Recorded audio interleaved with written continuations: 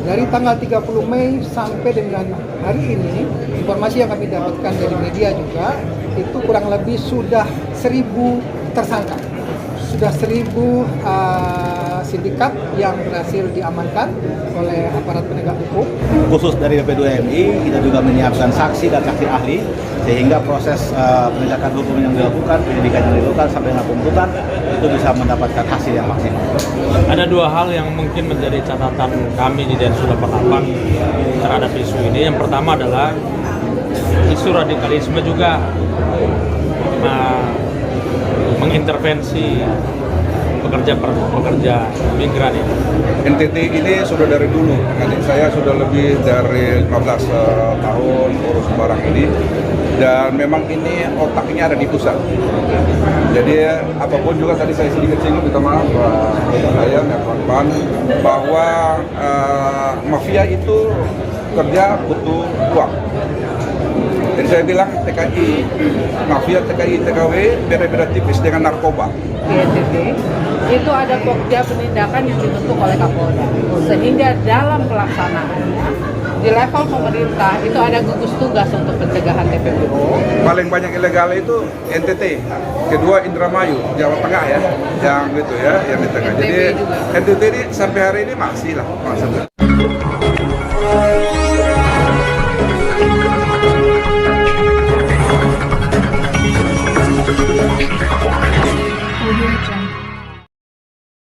Terima kasih rekan-rekan media.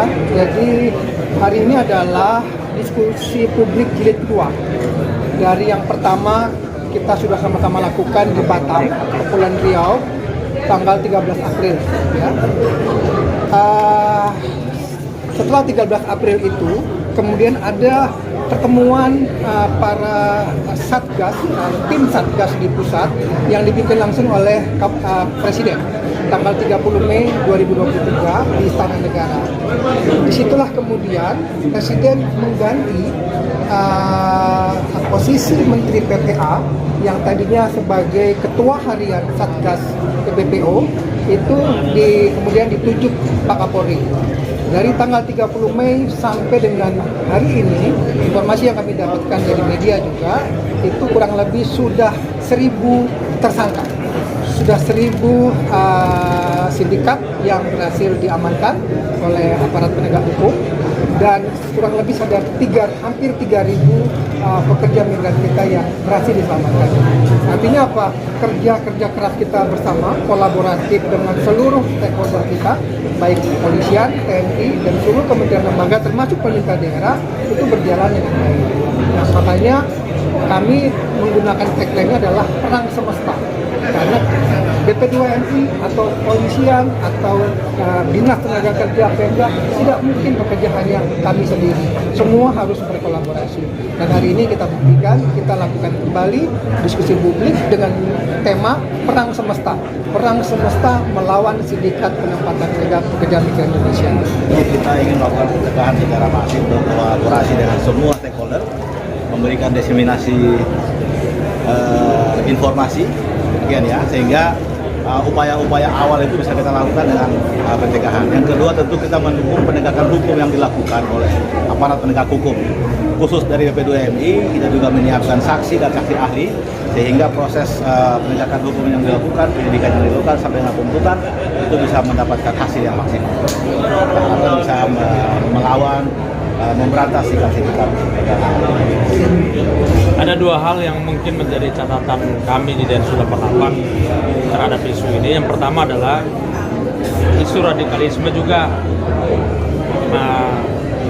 mengintervensi pekerja migran ini.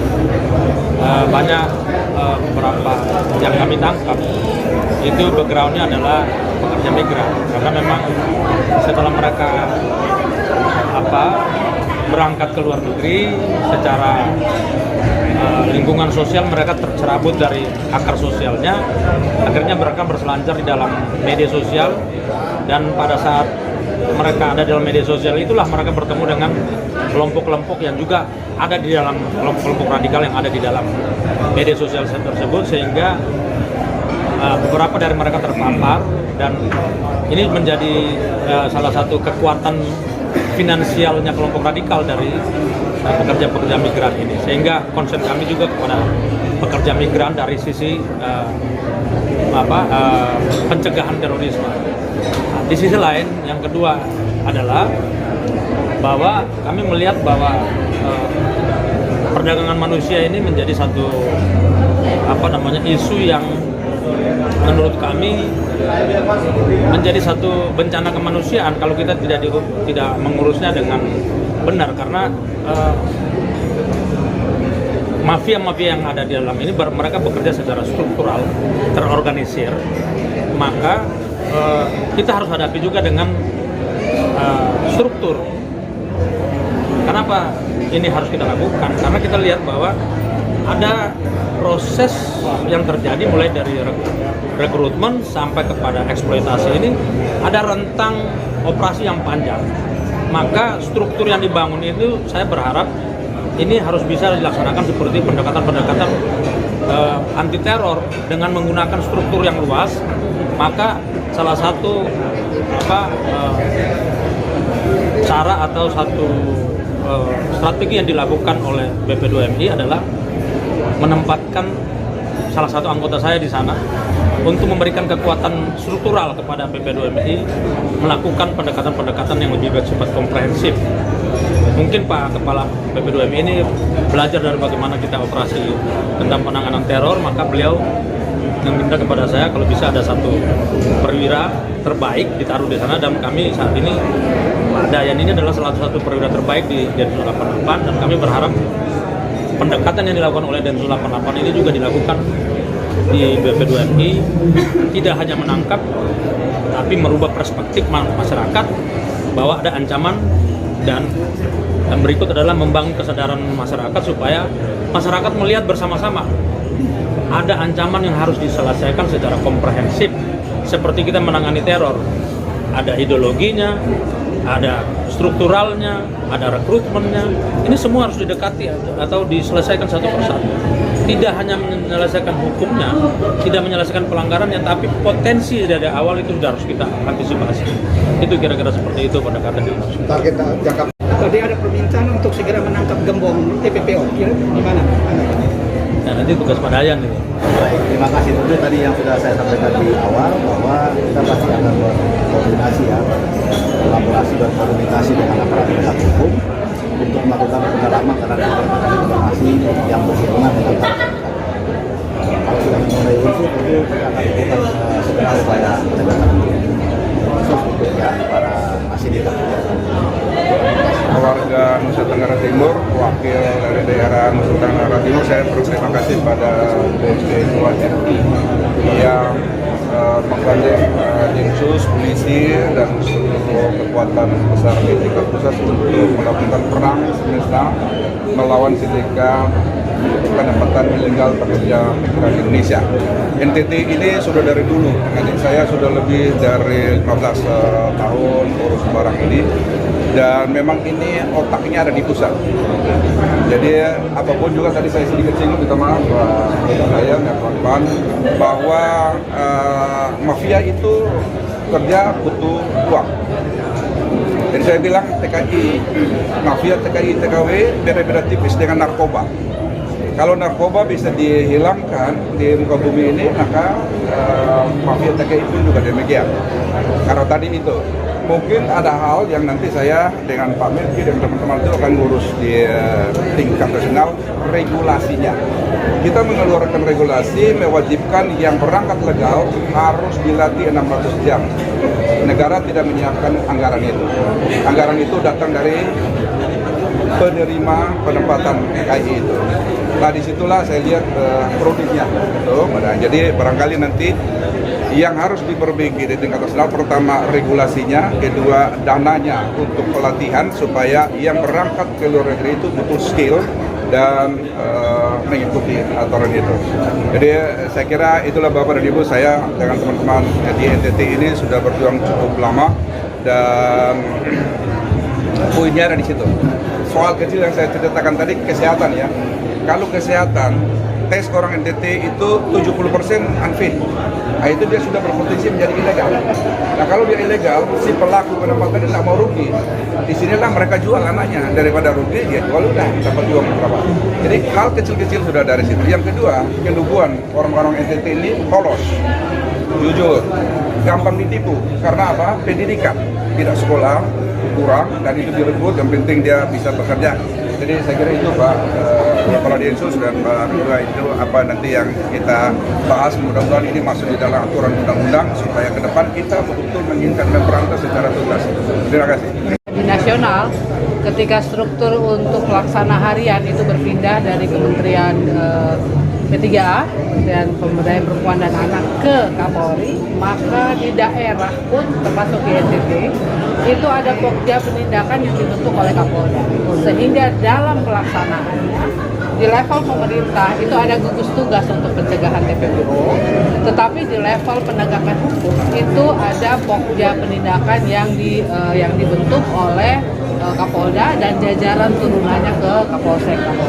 Nah, dalam pelaksanaannya dan yang benar yang disampaikan tadi bahwa saya juga kemudian tahu bahwa kita belajar bahwa kejahatan ini benar-benar extraordinary crime, sehingga yang dilakukan itu benar-benar tertutup dan benar-benar sangat rapi dan canggih, yang mana kita hanya bisa dilakukan kalau berkoordinasi. Saya juga belajar banyak dan berkoordinasi dengan teman-teman di Pokja Penindakan bahwa modus-modus itu saat ini sudah terlalu banyak yang lewat medsos, media sosial yang hanya bisa dilakukan oleh yang mampu adalah Polda. Dan kita bersyukur dan berterima kasih bahwa dalam pertemuan sebelum ini kita dapat update data bahwa yang sudah sampai kepada penindakan hukum, penangkapan lalu disidik dan kemudian sampai di penindakan hukum udah kurang lebih ada 9 sampai 10 kasus. Hari ini kita akan dengar lagi berapa update sampai dengan saat ini. Bacaannya bagi kami di daerah bahwa ketika ada penindakan hukum, harapannya adalah ada sedikit titik jerah, ada efek jerah bagi pelaku-pelaku, ya, bahwa saat ini semua sudah benar-benar melakukan tugasnya dengan baik. Dan dalam kita tahu bahwa memang NTT banyak sekali persoalan, ya, kita akan masuk dalam musim paceklik. Dan di situ mungkin tidak banyak lagi harapan di daerah dan semua melihat keluar, boleh melihat keluar, tetapi ada jalan, ada aturan, ada undang-undang yang harus diikuti. Dan terima kasih ada relawan PMI yang dibentuk pada beberapa bulan yang lalu, saya pikir itu bukan, tetapi ini sudah sangat luar biasa yang dibuat oleh pemerintah pusat di NTT. Relawan PMI itu tugasnya antara lain menyampaikan kepada semua, itu ada dibentuk di seluruh kabupaten kota. Tugas kami di pemerintah adalah mengawinkan atau mengkolaborasikan pokja-pokja yang juga dibentuk di kabupaten kota untuk bisa bekerja sama sehingga ada kelanjutannya. Jadi tidak hanya bentuk lalu selesai, tetapi yang paling penting adalah kelanjutannya. Nah, ini yang paling penting adalah ketika orang mau bekerja ke luar negeri, kita sampaikan bahwa ada regulasi yang harus ada pelayanan terpadu yang telah dibentuk. Pemerintah Provinsi NTT juga telah membentuk layanan terpadu satu atap. Di sini di NTT ada 3 kabupaten yang sudah membentuk, Kabupaten Kupang, Sika, dan Sumba Barat. Memang belum semua teman-teman sekalian, tetapi itu menjadi PR bagi pemerintah daerah. Harapannya adalah kalau semua bekerja bersama-sama dalam bagiannya, maka kita akan bisa menjadikan NTT tidak lagi darurat kritis. Hari ini kita akan diskusi dengan lengkap. Terima kasih sekali Pak Ses dan teman-teman. Kita akan diskusi secara lengkap dari semua aspek. Semoga kita temukan clue yang baik, siapa mengerjakan apa dan dalam posisinya masing-masing, supaya kita bisa bekerja, berkolaborasi dan berkelanjutan. Itu yang paling penting. Jadi nggak hanya di sini aja, tapi kemudian ada actionnya, ada tindak lanjut yang terus dikoordinasikan bersama. Mungkin itu yang bisa. Sekali lagi terima kasih untuk kita semua. Berapa tenaga kerja ilegal yang kembali dalam keadaan meninggal dunia? Total kalau sampai dengan hari ini saya harus lihat data, tapi perkiraan ya kurang lebih sekitar 2.400, 2.300 sampai 2.400 karena per hari itu rata-rata 2 sampai 3 peti jenazah. Dan kita tidak berharap ada tambahan lagi, tapi faktanya mereka-mereka yang meninggal ini adalah yang dulunya berangkat 5 tahun, 10 tahun, 15 tahun, 20 tahun yang lalu, yang dulunya berangkat non prosedural atau ilegal dan berangkat dalam kondisi sakit, tapi tetap berangkat karena waktu itu mereka tidak diwajibkan medical check up. Sementara kalau yang pekerja migran yang resmi sebelum berangkat mereka harus fit dulu. Kalau nggak fit, negara penempatan tidak mau menerima karena mereka harus ada beban, nanti mereka akan ada beban untuk mengobati orang sakit. Sementara mereka yang berangkat itu pasti ilegal dan mereka tidak dilengkapi dengan BPJS Ketenagakerjaan atau BPJS Kesehatan. Artinya apa? Di sana jadi beban. Tadi yang dibilang sama Pak, posisinya mereka akhirnya diperdagangkan karena mereka sakit, akhirnya daripada rugi diperdagangkan dari satu bandar ke bandar lainnya, calo ke calo lainnya. Itu yang terjadi potret. Dan kita mau memutus mata rantai tadi. Saat ini Pak, berapa provinsi mana yang pengiriman ilegal yang paling tinggi? Baik. Paling banyak ilegal itu NTT, kedua Indramayu, Jawa Tengah ya, yang gitu ya, yang di tengah. Jadi NTT ini sampai hari ini masih lah, maksudnya. Karena itu saya bilang persoalannya tadi kesehatan, pendidikan, kita lugu. Yang kedua kemiskinan kan. Jadi ini tidak bisa, ini hal lain yang nanti diurus oleh teman-teman, tapi kami juga berupaya dengan pemerintah setempat ini yang kita harus edukasi. 3 hal ini kalau kita urus, kita tidak menjadi rezim pertama NTT kasus ini. Dan itulah maka BP2 DKI di sini. Ini provinsi yang berpotensi tenaga kerja banyak keluar. Kemudian yang pertama kemarin di Batam kan, itu border ilegalnya. Jadi BP2 lakukan saya kira pas. Jadi pertama cegah di border dulu, yang kedua edukasi kita yang banyak tenaga-tenaga ilegal. Terima kasih. Harus sikat sini. Kalau dari Densus 88 sendiri Pak, pesannya apa? Ya sama, kita sebagai kita berisikan kepada mereka musuh kemanusiaan menurut saya di Indonesia. Kita tidak kompromi sama sindikat-sindikat kemanusiaan. Terima kasih Bapak.